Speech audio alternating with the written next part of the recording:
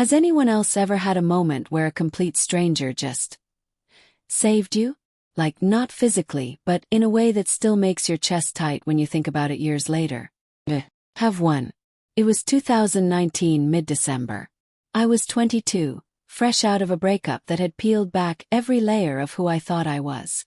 You know the kind, where you wake up and forget for half a second that they're gone, and then it hits you like a freight train all over again. That was my every morning.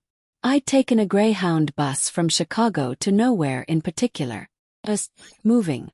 I ended up in some small town in Nebraska, because that's where the bus stopped and I didn't have the energy to get back on. It was freezing. The kind of cold that bites your cheeks and makes your snot freeze before it even drips. I was sitting on a bench outside a diner that was closed, because it was 4 a.m. and I had nowhere else to go. My phone was dead. My wallet had $43 left. And I remember thinking, asterisk, this is it. This is the bottom. Asterisk. I wasn't crying. I was past crying. I was just empty. Like someone had scooped out everything inside me and left a hollow shell wearing my jacket. Then this old guy comes out of the diner. Must have been the cook or the owner, because he was wiping his hands on a rag and wearing a flour-dusted apron. He looked at me for a long second.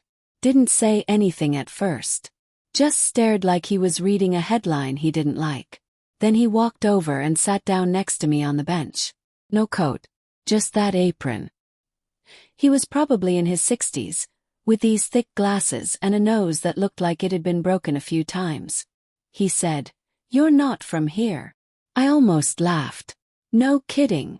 He nodded like that was the answer he expected. Then he reached into his pocket and pulled out a crumpled pack of cigarettes.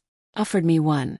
I don't even smoke, but I took it anyway because what else was I gonna do? We sat there for a minute, just breathing smoke into the cold air.